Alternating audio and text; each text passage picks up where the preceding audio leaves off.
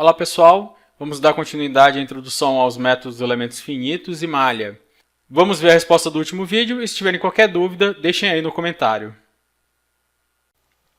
Bom, se a gente pegar aqui uma placa e fizermos o cálculo analítico de quanto que seria o momento no meio do vão, a gente teria o valor de 4,5. É o famoso PL ao quadrado sobre 8, né?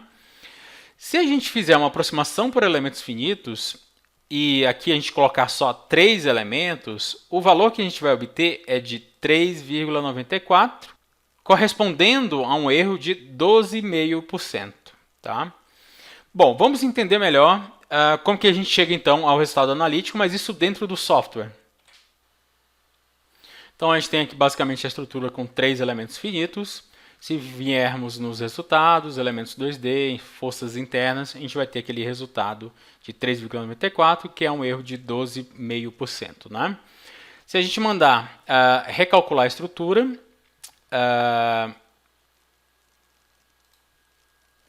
então a gente está com a malha aqui definida como 2 metros, como a estrutura é estreita, né? A gente tem 1 metro aqui, 2 metros aqui, a gente agora vai botar uma malha de 1 metro por 1 metro, vamos mandar recalcular.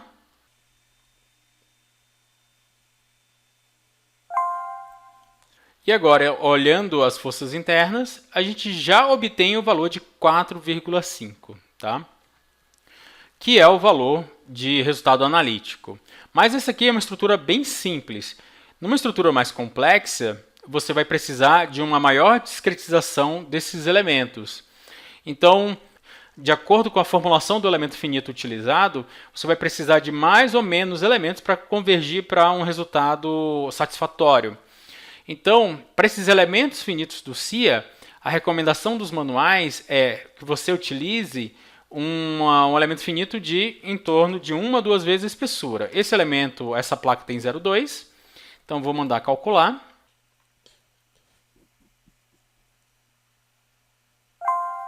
Vocês percebem que agora eu tenho 150 elementos.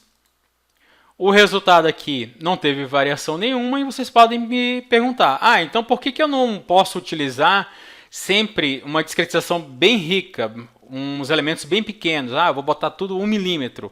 A questão de utilizar 1 milímetro é que você pode chegar a uma discretização muito alta com 1.000, 2.000 elementos e você vai perceber que mesmo aumentando bastante a discretização, você não vai ter ganhos de resultados, uma melhor convergência de resultados, mas você vai ter um contraponto que é uma maior demora no processamento. Então não adianta utilizar uma discretização muito rica, porque você vai passar muito mais tempo processando o seu modelo sem necessidade. Então você deve usar os parâmetros de convergência de cada formulação, que no caso aqui do CIA, como eu disse, de em torno de 2 vezes a espessura, né? Fora isso, em certos pontos do modelo, vocês vão perceber que existe uma concentração de tensões. Esses pontos são chamados de pontos de singularidade. Isso é algo do próprio método dos elementos finitos, porque você vai ter uma grande quantidade de carregamento se concentrando em um único ponto. E uma forma de você melhorar os seus resultados é fazendo um refinamento local da malha. Então vamos ver isso também no CIA. Então aqui no CIA temos uma placa e nessa placa temos vários pilares chegando. Então nós temos a malha de elementos finitos e aqui um nozinho apenas do pilar que está suportando a placa, né? Se a gente olhar os resultados, elemento 2D, tensões, você vai ver que existe alguns picos de tensões nessa região e não só um pico de tensão, né? Se eu for nas forças internas e pedir, por exemplo, um momento, eu vou ter também picos de momento negativo em cima desses elementos, né? Como que eu posso fazer o refinamento local? Eu posso fazê-lo manualmente, cálculo malha, refinamento local de malha, mas o CIA tem um recurso de refinamento automático. Então, com o modelo calculado e essa função ativada, basta clicar na geração da malha novamente, que ele gera para mim automaticamente os refinamentos locais. Então, vocês vão ver que existe uma malha muito mais rica, muito mais discretizada ao redor desses pontos. Se a gente agora mandar recalcular a estrutura, né? porque ele alterou a malha, perdeu seus resultados.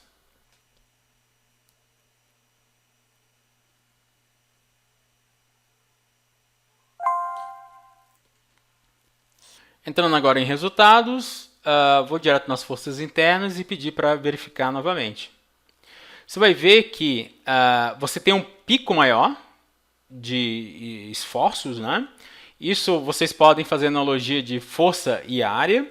Então, quando eu aumento a discretização, eu estou diminuindo a área e mantendo aquela força. Então, eu vou ter um pico mais alto, tá?